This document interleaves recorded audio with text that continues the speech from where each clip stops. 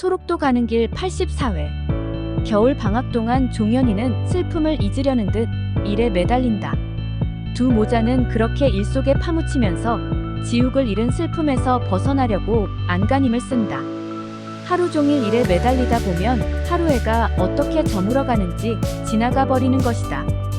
구정을 며칠 앞두고 종현이는 순영에게 자신의 마음을 말한다. 엄마, 이제 우리도 구정 때 아빠를 위해 차례를 지냈으면 좋겠습니다. 아빠 생전에 집에서 차례를 지내시길 바라셨지만 그렇게 하지 못하신 것이 마음에 걸리기도 하고, 저도 집에서 차례를 지냈으면 합니다. 그래, 네가 좋다면 내도 그리 하고 싶다. 이 다음에 제가 결혼을 해서 자식들을 낳으면 아빠에 대해서 제 아이들에게 할아버지에 대해 말을 해주면서 그렇게 차례와 아빠의 제사를 지내고 싶습니다. 지금은 성당에서도 제사 지내는 것을 허락해주는 세상이니 그렇게 해요. 엄마는 우리 종현이가 하고 싶다는 것을 다 해주고 싶다. 엄마도 아빠를 위해서는 그렇게 하는 것이 좋다는 생각이기도 하다. 순영은 아빠를 생각하는 종현이가 기특하고 대견스럽다. 남편의 육신은 자신들 곁에서 떠났지만 항상 자신들과 함께 하고 있다는 생각을 하면서 구정을 지낼 준비를 한다.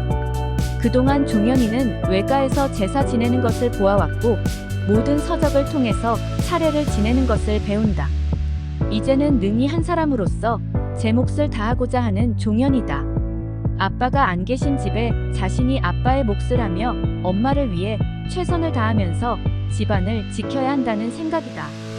순영은 서울 올케에게 전화를 해서 시장을 볼 재수를 마련한다. 순영으로서는 처음으로 준비를 하는 차례 상이었던 만큼 아는 것이 없다.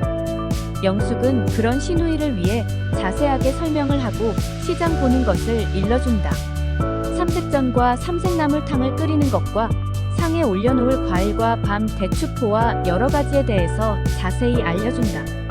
순영은 영숙이 일러주는 것을 적어가며 시장을 본다. 두 모자는 성의를 다해서 구정 차례 상을 준비하며 지욱을 생각한다. 참으로 다정하고 따뜻한 남편이었고 아버지였다. 늘 가족을 생각하고 가정을 무엇보다 중요하게 생각하던 사람이다. 누구에게나 정을 베풀고 따뜻한 마음으로 남을 보듬어 안아주던 사람이다. 엄마, 이대로 할머니를 버려둘 수 있을까 싶네요. 종현이의 말에 순영은 잠시 박효숙을 생각해본다. 그대로 나가셔서는 아무런 연락도 없는 시어머님이시다. 아무리 밉다고 해도 남편을 낳으신 분이다. 어쩔까? 구정이 되니 이대로 모른 척 할 수는 없겠지. 아무래도 아빠를 생각해서라도 그래서는 안 되는 일이지 싶네요. 무엇이라도 사서 보내드리고 올까요? 그래, 내 아빠를 낳으신 분이시니 밉다고 모른 척 할 수는 없겠지. 힘들겠지만 네가 경주를 다녀오니라.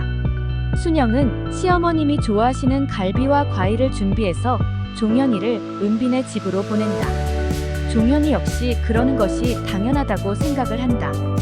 아무리 할머니가 자신을 인정하지 않으신다고 해서 달라질 것은 없다. 아빠, 엄마의 단 하나뿐인 아들인 것이다. 자신 또한 누구보다 사랑하는 부모님이다. 세상에 그 어떤 것보다 그 누구보다 사랑하는 부모님이다. 그런 아빠를 낳으신 할머니를 모른 척 한다는 것은 아빠에 대한 죄스러움이라고 생각하는 종현이다.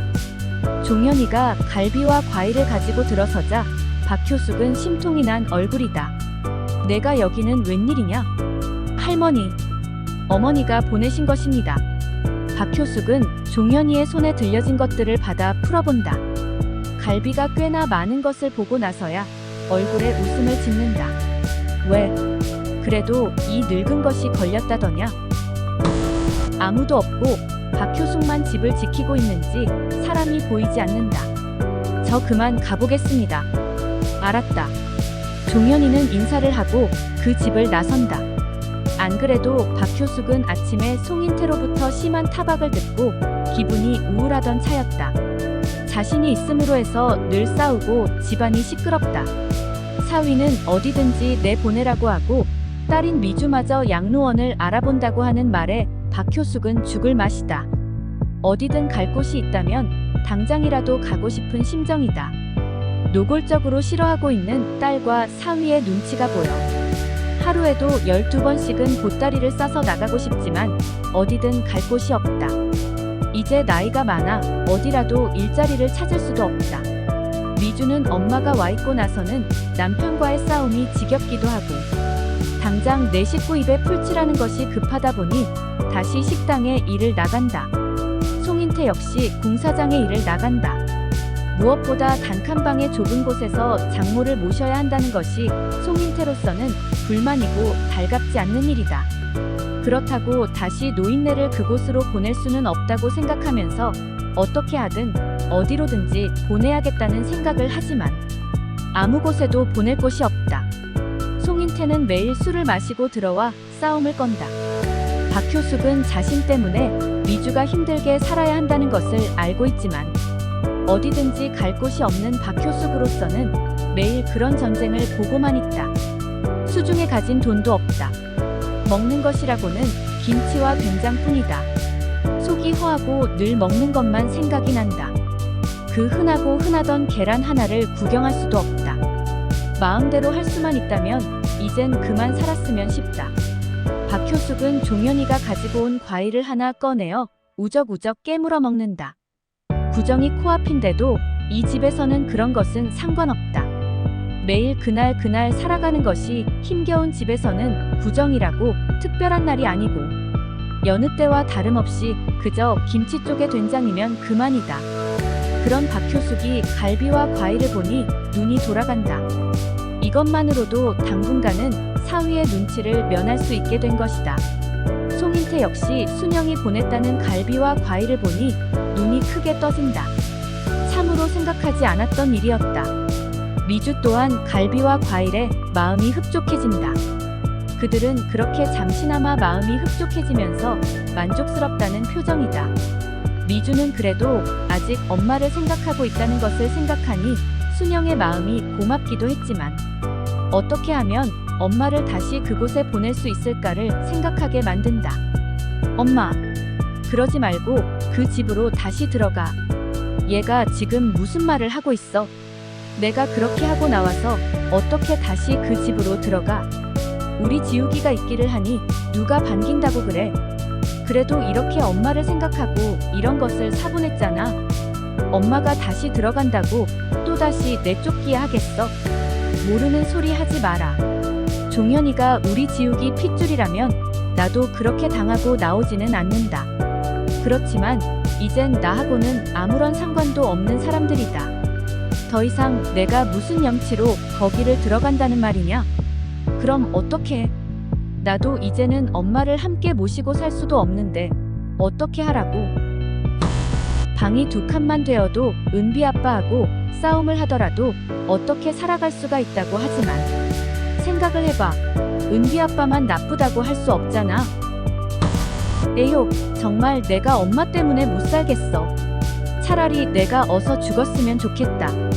이제는 더 이상 아무런 희망도 바랄 것도 없으니 어서 죽어서 이런 수모와 고통을 면했으면 딱 좋겠다.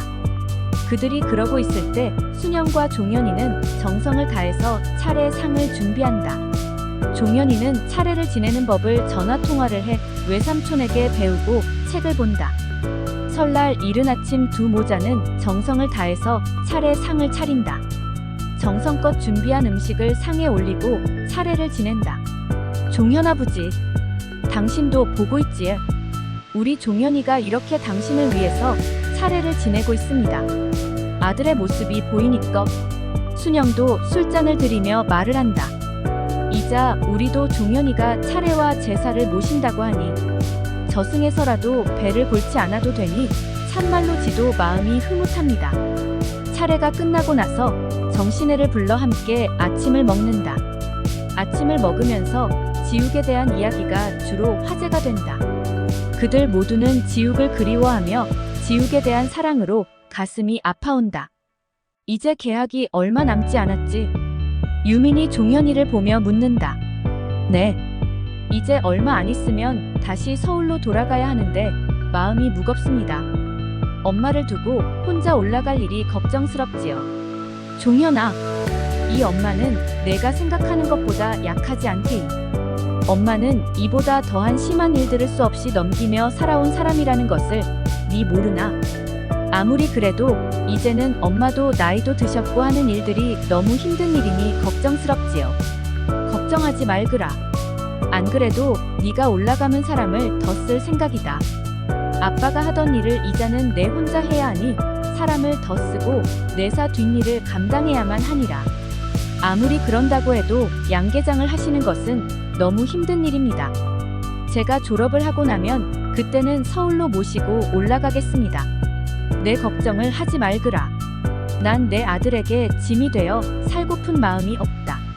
내사 힘자라는 데까지 더 열심히 운영을 해나가고 싶은 마음이다. 순영은 단단한 각오를 다진다.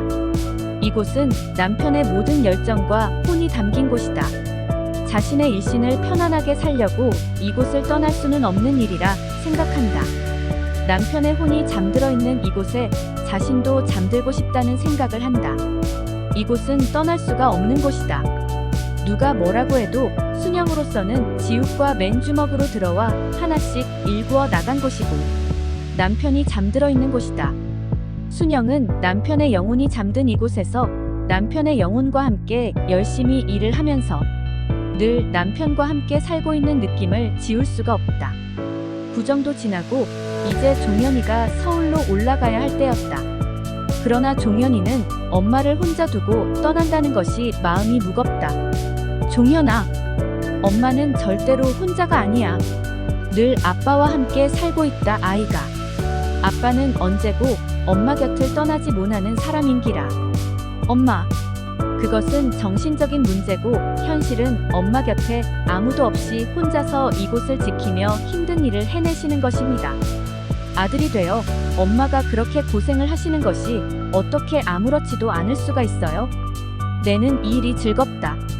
이 일로 해서 내는 이만큼 잘 살게 되었고 무엇보다 우리 종현이를 위해서 하고 싶은 모든 일들을 해줄 수가 있어 참말로 무엇보다 즐겁고 소중하다.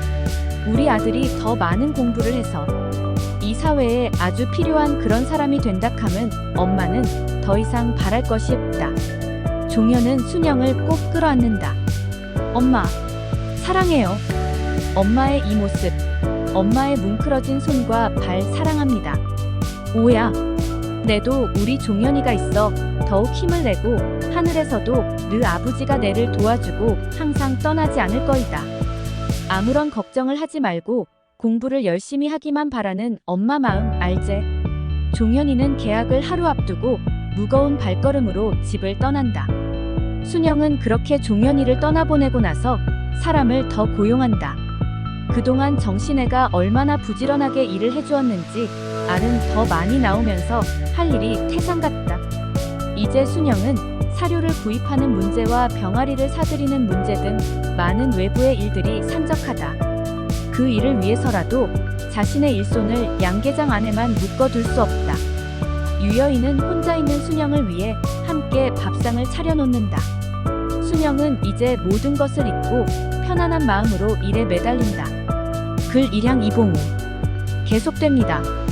구독과 좋아요 눌러주세요.